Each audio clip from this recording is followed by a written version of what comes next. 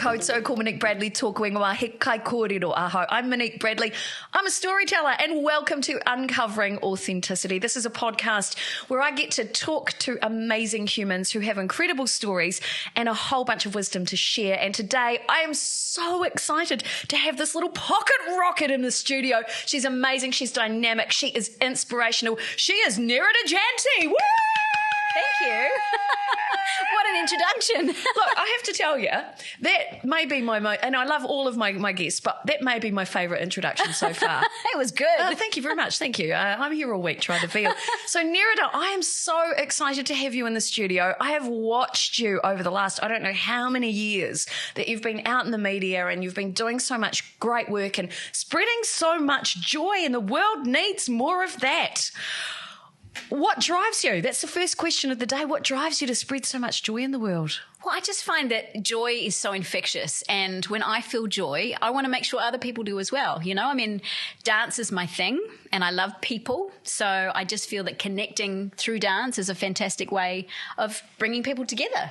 I love that. I so love that. So obviously people will recognise you from the incredible Dancing with the Stars and the work that you did there. But before that, you've had quite an incredible career in dance, but you're not just a dancer. There's so much more to you.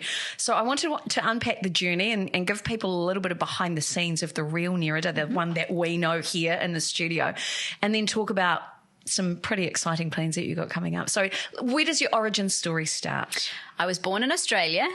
Don't hold that against me. I was going to say, okay. It's okay. You're okay. Yeah. I have been here coming up 24 years now, and I started dancing when I was 5 years old. My mother made my first tutu. Not very well, but, you know, bless her, she tried hard. And I began tap dancing and ballet and jazz. A lot of dancers do that in the beginning. Always loved it. Left school not really knowing what I wanted to do other than dance, but I thought, it's not really going to make me any money. So I thought I'd better do something that used my brain in a different way. So I started working in ophthalmology, which is to do with eyes. First became a dispensing optician, making glasses, all that sort of thing. And that was fine. It was a way to pay the rent so I could continue my dancing career, because my partner and I at the time were training in Australia, training in Sydney. So I wasn't living at home, we had a budget of $40 a week for food. So, you know, there's a lot of money going, a lot of money going into coaching and dresses and travel and all that sort of thing. And it was an amazing time.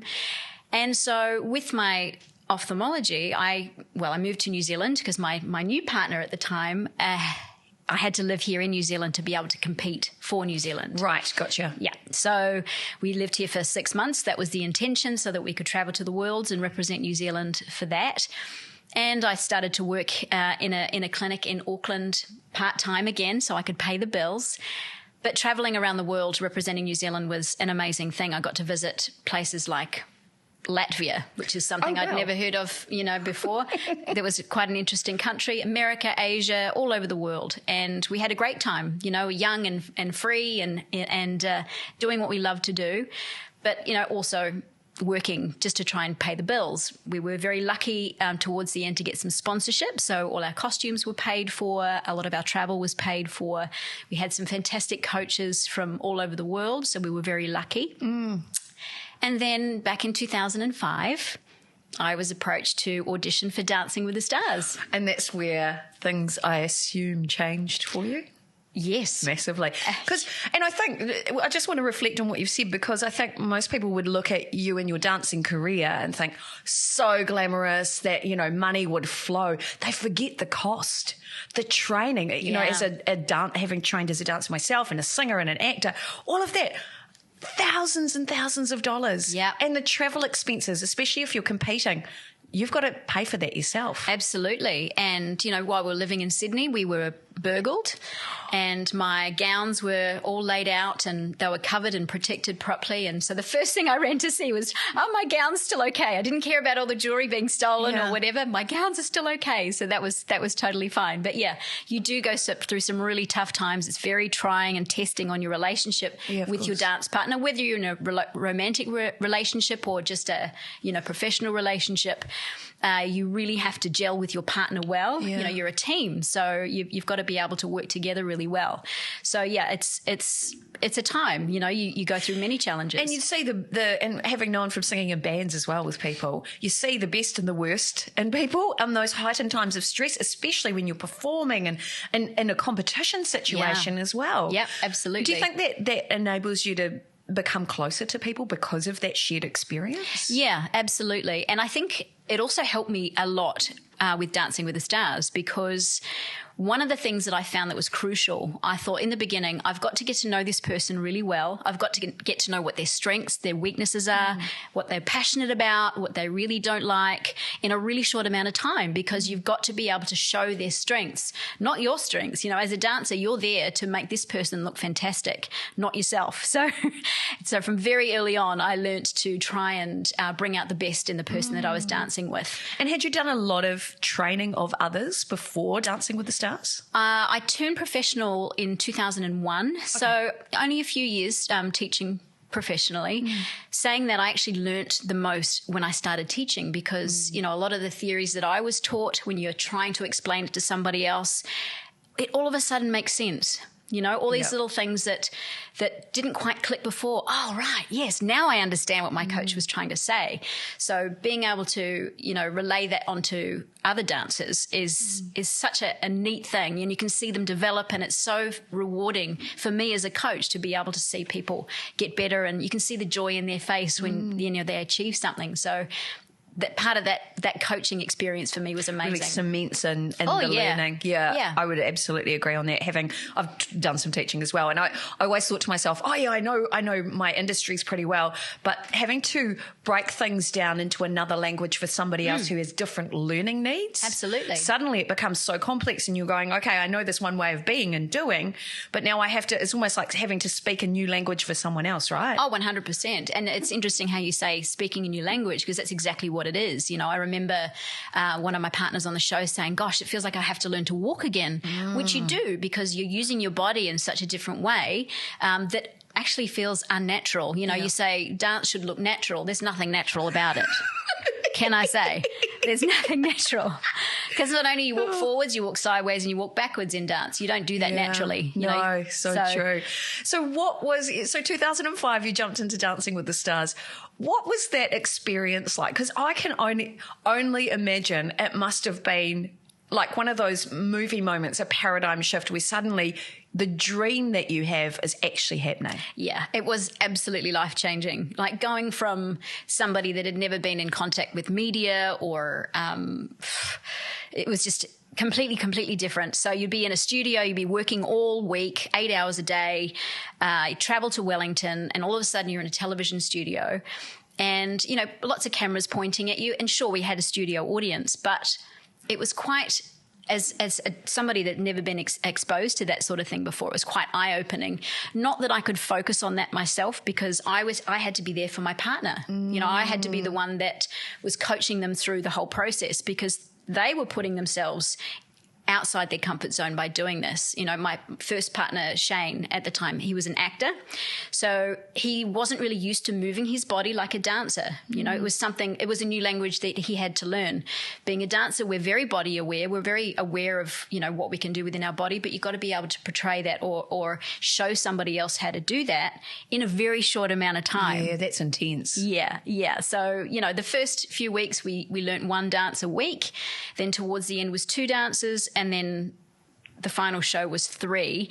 And I say a week, but it's more like 4 days. So you have to learn and execute all the steps within the 4 days, because then you had to go to Wellington and rehearse in front of the cameras and do all your blocking and costuming and things like that. So it's a very fast process, so you've really got to be focused. That's incredible, because I think back to when I was a tap dancer.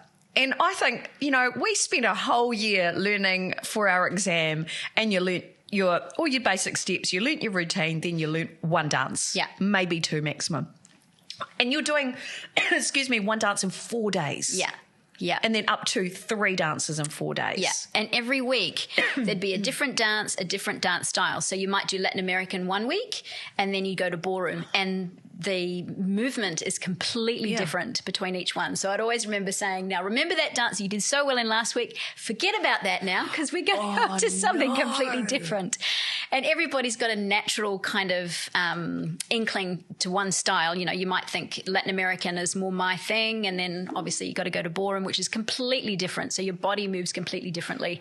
So that was a big challenge for the dancers and, of course, the celebrities as well, you know, because you've got all different personalities, actors and sports people and politicians, and, you know, so trying to think at the time, you know, what's this person's strength? Is it their personality? Is it the fact that they're really strong? Is it the fact that they've got, you know, a quick way of thinking? You know, you just got to find out which suits them best and then really bring that out in the show. This is so much more complex than when I sat back as a watching it all happen, going, oh, this is really cool. This is great entertainment. I have never, and I should be smarter than this, to be fair. I've been in this industry and I'm like sitting back going, wow, they're really good. Forgetting that most of the people that come into the show have never had a dance class in their life. Most of them haven't been on a stage in a theatrical production or have been a performer of any kind. Yeah. And they're really setting themselves up for criticism from people that are sitting in their lounge rooms. Being dancers or not, you know, if you're behind a keyboard, you can write what you like, and it's challenging because, you know, if you get that negative feedback, then you've got to coach your celebrity and say, you know, you're doing great, you know, they're just keyboard trolls. warriors. Yeah. So, well, back then in 2005, before the internet became a thing, I mean, it was around, but there wasn't a lot of just social media at the time. Not like we see it now. Yeah, exactly. I mean, obviously, as the years went on, that became more prominent. But, in the beginning, there was a lot of media because I think the first series especially was probably the biggest out of all of them because it was such a new thing. And, you know, people were excited about it and they wanted, obviously, to get to know us all as people, and well, they felt that they knew us, you know, because they saw us in the studios and they saw us working hard and all that sort of thing. So, it was an amazing time, and I say to everybody that tries the show, it will change your life, and it will be for the better. It will be for the positive. You'll find it really hard for a long time, and most of it you'll think, why am I doing this? And even at the end, you'll think, yeah, that was good, but I'll never do it again. But then obviously with the dancers every year when they're called for casting again, they're always, yes. Oh, my God. Because I think it's a bit of an addiction, really. Oh, yeah. Performance is an addictive sport. Sure is. Any sort of performance. Yeah. It really is. You don't get a dopamine hit and the endorphin hit and all those other hits that you get. Yeah. In any other way. Especially live. I know, and this is what I love about you. You're one of the first people we've ever had in the studio who loves the concept of live. It's so exciting. It's an adrenaline hit. I've actually got goosebumps now because I remember how it feels. So, you know, you're building up to the moment and the cameras are ready to go. The studio audience is in and we go live in 5, 4, 3 and inside you're going, That's beautiful. But then as soon as you hear the music start, you forget all about it and you just want to do it again and again and again. It's amazing. And what is so interesting too is it's not just you and your partner out there. It's you and your audience all going live together. Yeah, absolutely. Because they're equally as part of the performance. Because the more they cheer and clap and feel for you, the more you as performers would pick up on the energy, right? Yeah, definitely. Oh, that's gorgeous. Oh, that makes me so happy. So what do you think? So from a teaching perspective, how hard was it to generate fresh ideas? What was the process? Did they give you the music and you had to sit there and dreamscape it out? Yeah, the format kind of changed over the years, but originally we were given 2 or 3 choices. So we were given the dance. Okay, this week you're doing the cha-cha. These are your 3 choices. And to be honest, most of the time I think, ooh, don't like any of those. But you had to go with something, this would suit my partner. You know, it didn't matter how I felt about it particularly, but this would suit my partner, and we'd talk about it and you make your final selection. And you had to do it quick because if you didn't do it and somebody else had the cha-cha, you may not get your selection. Wow. So that was quite a competitive thing. You know, when the music selection came out, within 30 seconds you had to make your choice because it was otherwise somebody else would get your choice. So yeah, that was interesting as well. That was also exciting, I suppose. But you know, it's something that once you hear the song for the first time, you've got to play it again and again and again so that you become familiar with it, and you can actually start to love it after a while. And by the end of the week, you hate it again. But it's so good. So I love your honesty. You're beautiful. And so from there, you put together the routine, or did you feel into the routine? What was your process? Well, I knew that there had to be a certain amount of basic action in there. So with every dance, you have a certain amount of what we call syllabus, I suppose. You know, in a cha-cha, you've got to move in a certain way. You've got to keep a certain rhythm. You couldn't, there were a few rules. You were allowed to do one lift at the time. And, you know, a lift is classed as something where both feet leave the floor for more than 1 second. So you were allowed to do one lift, and there was a certain amount of, as I said, cha-cha content you had to have in there. And so I'd kind of build off that. So I'd have a certain amount of basic action that I would have been teaching my partner. Oh, great, they're good at this, they're good at that. So let's move in this direction. So it kind of, I didn't build the whole routine before I saw my partner. I'd build it with them so that I could, you know, use what they'd feel most comfortable with. Oh, great. So you're really playing to their strengths, like you said. Absolutely, yeah. And, you know, having a male partner, the males are the ones that lead. So usually in a competition situation, it's the female that everybody looks at because she's the kind of the icing on the cake. But in this kind of situation, the female pros have to show the male strengths. So we have to show that he is leading. We have to show, you know, we have to feature him a lot more. So I have to say for the male celebrities, it was a harder job because they had that extra job of leading the female, whereas the female celebrities, they can have their arms held up and, you know, and be pretty and smile. Yeah, exactly. Lean the right way. I was watching. I was paying attention. Yeah. That's so interesting. So what do you think were the biggest highlights for you? There's so many. You know, I can list them. Everything from being chosen to the photo shoots to going down to Wellington every week to that moment before the live goes. Beautiful. Finishing the dance. I think there's only one part I didn't like, and that would be standing in front of the 3 judges waiting to hear their feedback. Yeah. I can imagine the tuning.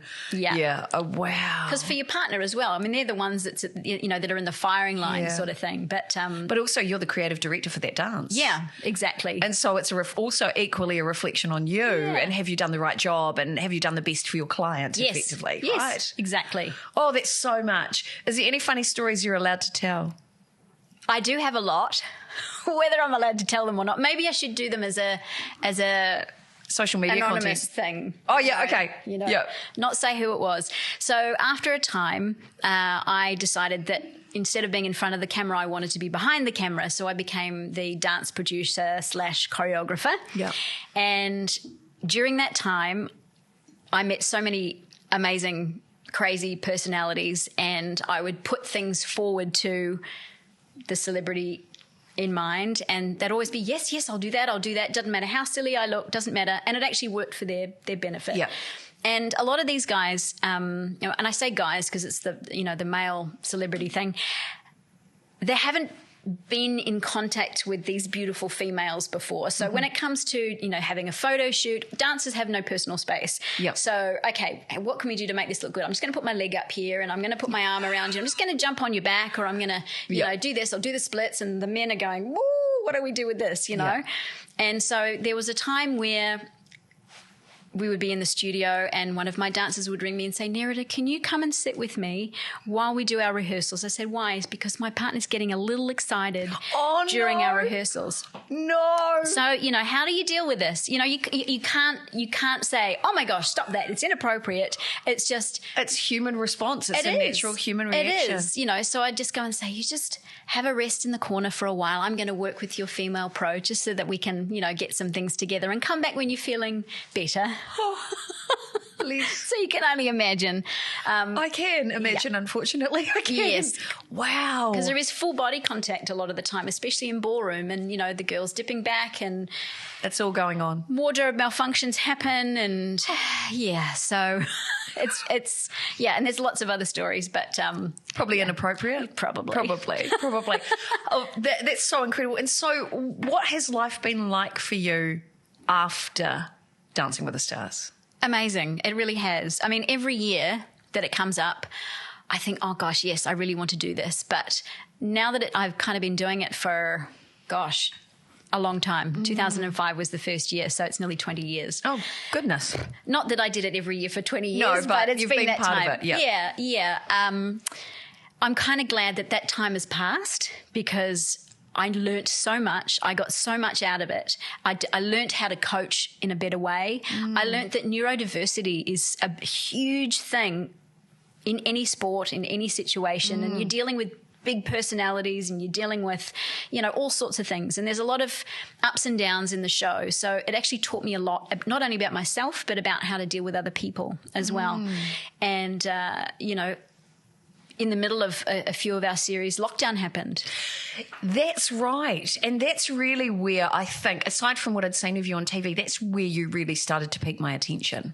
Because suddenly here you were with these beautiful children having these incredible lockdown moments together, and all I saw was joy and connection. Yeah. Well, lockdown was hard for everybody, right?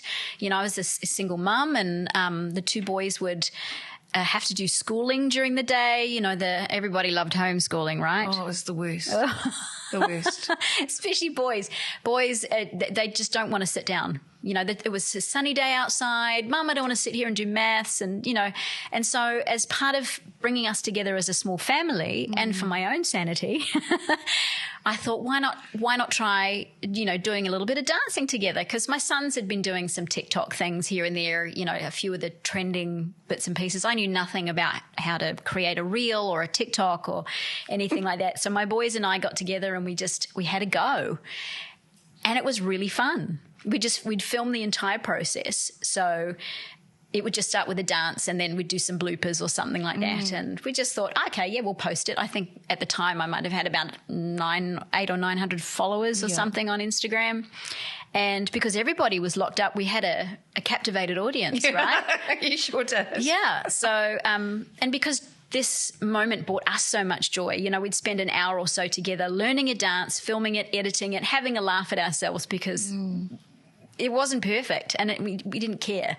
And I was just going to say too, it must have been awesome because you were dancing with your own stars. Yeah, oh, absolutely. It just must be so precious for you. Oh, it was so good. It was literally the only thing that really brought us together because we are, all three of us have some neurodiversity and we all have different likes and dislikes, and this was one thing that really brought us together and working together and learning new skills together and just spending that little bit of time to kind of quieten our busy minds and have some fun. I love that because seriously, I've talked about this in this podcast in particular. Mine's like a hamster wheel on speed all the time. It is so hard. Music for me calms me down, which is great. It helps me. And I always have to play music louder than my thoughts. Yes. And then I'm like chilled as. And for you, it's that and especially like you said with the boys, they have to move. Yeah. The physicality. Yes. And so what has that experience been like for you throughout the whole process? Because you've done a lot of content and you've got a lot of followers and some of your videos have had millions of views. Yeah. Well, we don't know why. No one understands the social media algorithm. I don't think anybody ever can. No. It's definitely a changes science. daily. Yeah, exactly. But we're having fun with it, and I think people recognise the fact that we're authentic. We're not being paid to do it. We were doing it just purely to have fun together as a family, and people kind of really connected with that. And so, we did do some lives where we chat to a lot of our followers, and from all over the world. It was astonishing, and that we connected with them just through dance and through music and movement and just being a bit silly sometimes, being silly together as a family is kind of fun and not taking things too seriously. I think that was the main thing for us. And how has tapping into movement helped with your children's education? It's really brought them a lot more confidence. Yeah, beautiful. And because having a busy mind, you have a lot of self-doubt. And, when you're trying to create something, whether it be dance or singing or schoolwork or essay, anything, you tend to write something down or you can't write something down because you've got so many thoughts in your head and, but being able to put something together, being able to create something and then seeing it live on social media and it's doing well, it kind of makes you go, oh, wow, okay, I can do this, And so it teaches them that self-confidence. It teaches them to kind of become more grounded or present in the moment. That's probably the biggest thing, working together as a family. Let's put the phones down. Let's stop eating popcorn just for a minute and let's just be together as a family. And it's really brought us together, like much closer together. And my understanding too is that your appeal isn't just even with kids and families, because you through this you also have attracted quite a few personal coaching clients for wedding dances and corporate events where people invite you to come in and move teams and create harmony and connection through movement. What's that experience been like for you? Oh, it's been fantastic. Hawke's Bay is a very special place for us. We visit Hawke's Bay quite a lot, and we were invited to go down and open the Hastings Municipal Hall. Jet and I were invited to go down to teach a class, and they said to us, we'd love to have you there. There might be, between 10 and 50 kids or something. Just come along and you teach for an hour and see how you go. So we went along thinking, oh, this is fun. This will be really cool. We get to teach live. And you would have talked about it in social media. Yeah. And we had over 300 people turn up. But it was an impromptu thing, and we had the kids dancing at first, and bit by bit we could see the parents standing up and giving it a go and then standing next to their kids and dancing with their kids and laughing together. And it was so cool. That was a huge highlight for me. It even makes me go, ooh. I know. I've got the goosies as you're talking about it. So it's the Nerida Effect, the joy effect, and bringing families together. Oh, look at you beautiful thing. Getting all emotional. I know, but it's so pure, and this is what uncovering authenticity is about. It's about seeing the real people. It's not, especially in our industries, there is a lot of smoke and mirrors. There's a lot of media hype. Yes. But when people understand why you do what you do, I think it's so important. The real joy of dance and bringing people together is really what fuels you, right? Absolutely. And a huge motivator for me is inclusion, because I have kids that are neurodiverse. I have autism in the family. I often see, especially as growing up through primary school, and he's now in high school, there was a lot of non-understanding or, trying to fit my son into a box that he really didn't fit into. And so it was quite frustrating because, he is very smart. He's very lovable. He's very funny. But, when you meet him in the beginning, he's quirky, it's a lot of people find it hard to kind of cope, and maybe in class he could be a bit disruptive or whatever, but trying to find him something that would bring him joy was such a hard thing. And then started dancing together, and he'll join in every now and again, but sometimes being a teenager, that's a bit naff, Mum, I'm not going to do that, and that's fine. That's fine, teenager. But absolutely. And so he joins in when he wants to, and that's cool.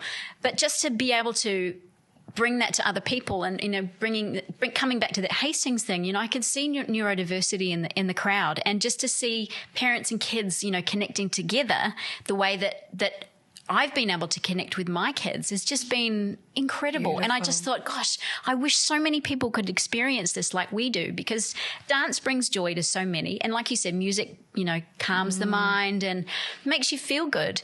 And I think, gosh, why can't more people experience this, And so that's the biggest thing for me, was that moment in Hastings was amazing. And we have done several things since then, but just that was probably one of our first things that we did in public.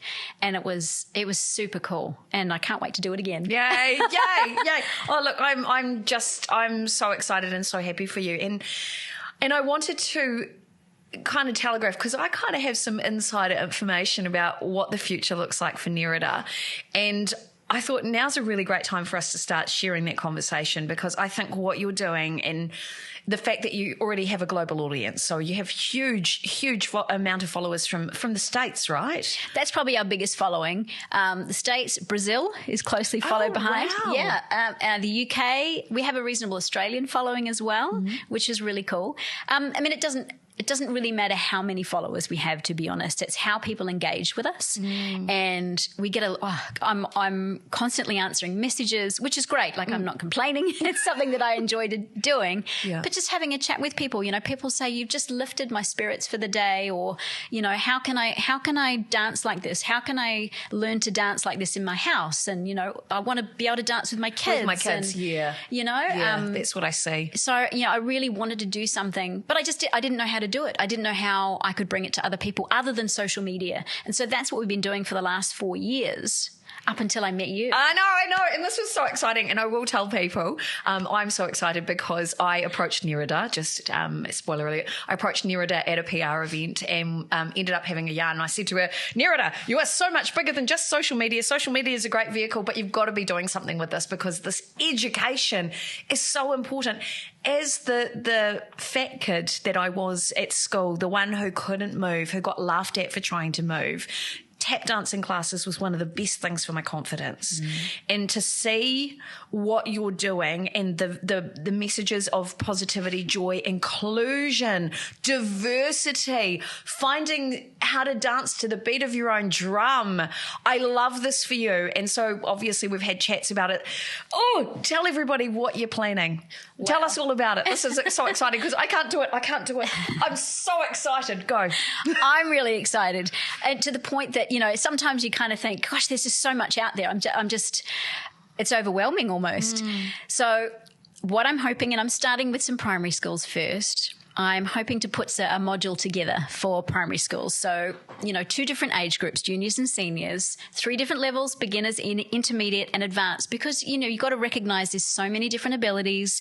There's so many different neurodiversities out there. So you've really got to cater for as many people as possible. And so the idea is there's 2 things.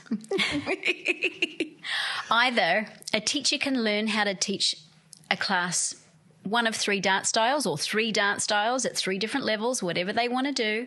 Within 8 weeks, they can learn how to dance, whether it be country line dancing or salsa or hip hop or whatever they decide to choose.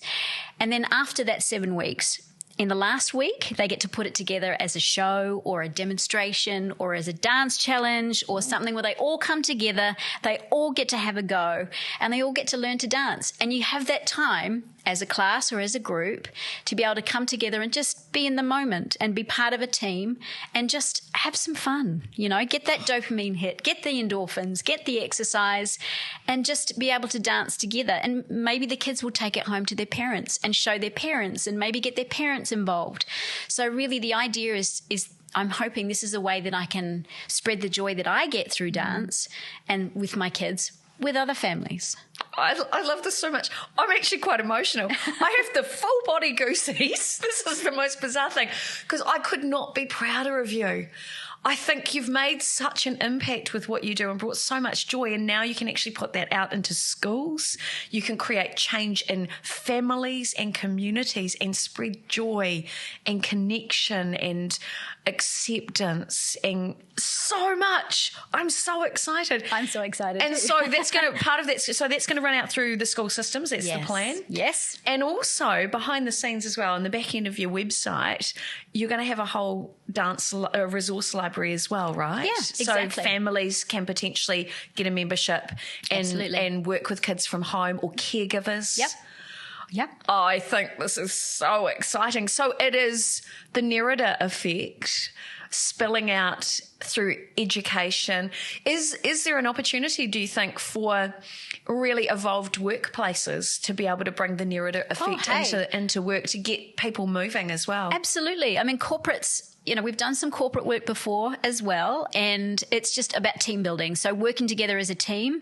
I mean, even if you're doing an individual dance where you're dancing by yourself, you're still dancing together with other people. You're sharing that moment with these other people. You're dancing to the same, beat. Yeah. And at the end, you can come together and work together as a team. So I'm just thinking, in the past, we've worked with a big corporation with high senior management, and then they have a big staff base. So the senior management hired us to come in, teach them some dance routines, and then throughout a month, they toured New Zealand, only within their own staff, and perform to their staff. And all of a sudden the staff saw their head office people who they probably had never met before or never actually seen face to face, show their vulnerability, in front of them. So they became kind of one team. So it was a really, really neat concept. And it doesn't have to be something like that. It can be, a therapeutic session for a couple of hours, or, just coming together and just living in the moment and being with the people in the room that you're with, and just getting rid of all the noise that's in your mind, and just having fun for an hour or two, and then go back to work. I love this. So this could be the new workplace wellness regime that businesses are looking at. Yeah. It is it's a very multi-purpose solution, really, isn't it? Because, it does make you step outside your comfort zone a little bit, It makes you mentally and physically challenge yourself a little bit. But I guarantee you by the end of it, you will feel so much better. I often get wedding couples come in and, the guys have almost, okay, yes. Arm twisted behind the back. Yeah. And every single time without fail, they leave going, that was really fun. And they're the ones that are like, right, when's the next one? Oh, bless. That's so cute. Yeah, because it's about having fun. It's not about making sure your toes pointed that way and da-da-da-da-da. There's a bit of technique involved, sure, but it's just about having fun and moving to music at the end of the day. And the world needs more fun and music is the best. So, Nerida, out of all of this journey, the big question I always ask in this podcast is always the same. Out of this whole journey, as you look back to reflect and you think about the future, if you could have told 16-year-old self something, or if you had your Oprah moment, I often talk about your Oprah moment, and I'm trying to manifest that this podcast becomes that big, to be fair. If you could have that moment where you could share that piece of wisdom with whoever's listening, whoever's watching, what's the big takeaway from the Nerida journey? Well, for me, it's about working hard or doing something you believe in. When I say working hard, it's like when you find your joy, you work really hard to move towards that. And if I can try and make it make more sense, if you can move towards your dream, whether it be a small one or a big one, if you keep fighting for that, then you're absolutely going to achieve it. Whether it's going to be at the level that you'd hoped for in the beginning, who knows? But if you don't set yourself that goal at this level, you won't ever reach that. You'll only be down here.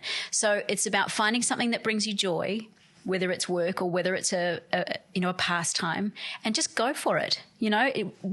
Make time for it. Make time for your joy. Find your joy. I do say this to a lot of friends and family members who are going through some tough times, or they're really busy, or they don't have time for this and that. Have you found your joy? What brings you joy? So that's, at the end of the day, that's what I've taken out of this whole thing. And as a 16-year-old, I was not slim either. When you say that you were, I was always the one on the end. I may have been at the front, but I was the one on the end. And dance was a way for me to kind of escape that. And, you have coaches sometimes that say, I've been stocking up the fridge this week, or, oh, wow. You get that sort of thing. Not these days, but definitely the old days. It kind of makes you go, you know what? If you say I can't, just watch me. And that's the way you kind of got to, you push forward. Even though you come through barriers and things like that in life, you just got to keep pushing forward. Yeah. And, if I'm advising myself, it's just keep going, because it will bring you joy. It does bring you joy. It will always bring you joy. Even if you think that you're not going to make money out of it, doesn't matter. It doesn't matter. It is your joy. So if you do it for work, just for fun, that's totally fine, because you need to have work-life balance. You need joy, right? I love it. That was long-winded, but hey. No, but it's such a strong message. And I think too, life gets so busy and we forget to focus on the joy. Yeah. We do jobs because it's a means to an end. Exactly. And then what's the point? Yeah. What's the point? Exactly. I love that message. Well, I'm so excited that you are spreading your joy with the world. And I think this new project that you've got coming up is super exciting and will change. Well, it'll make teachers' lives a lot easier. It's something that's fun that families can tap into. It's great for corporates. It's an incredible solution, and I could not be happier for you. And I'm so glad that you're using your gift and your talents to help others feel that joy. It's just magical. Thank you. I'm so excited. Oh, so am I. I just think it's brilliant. So how can people follow you in social media? Because obviously your website hasn't quite launched yet, but it's on the way. How can people find you on each platform? Okay. On Instagram, it's Nerida Jantti. So just my name. Yep. And on TikTok, you'll find it at Nerida 100. Nerida 100. I know. I have no idea why it's that, but that's what it is. Perfect. Okay. So Nerida 100. Yeah. I love that. Yeah. Follow along, or you can actually learn some different dance styles on those platforms as well. We have, created some dance routines and some tutorials. So it gives you a little bit of a taste of what's to come on the website. So excited. Because it's got to be fun, right? It's got to be fun. It's so good. Well, Nerida, thank you so much for joining me in the studio. And I want to say a big shout out and a thank you to you for watching and listening. Make sure you follow Nerida on those social platforms. And if you want to find out more, you can send her a message. She actually answers back. That's why she's here in the studio, because I messaged her and said, why don't you come into the studio? But also we're mates, just saying. And it's really, really lovely to have you and your joy spreading out into the rest of the world. And I wish you every success with everything Thank you so much. Thank you. So remember too, the boss keeps telling me, tell people to like, subscribe and share and all that hoo-ha. And if you've got a great story as well, reach out. Because you know what? You could be sitting in the hot seat like Nerida is today. My name's Monique Bradley. This is Uncovering Authenticity. Big shout out to Pete Ward, who's in the background, who's our producer and director doing all the magic. And a big thank you to you. You are a brand. You are a story. So make sure that you make every day magnificent and make your message meaningful. Ka kite anō inohora.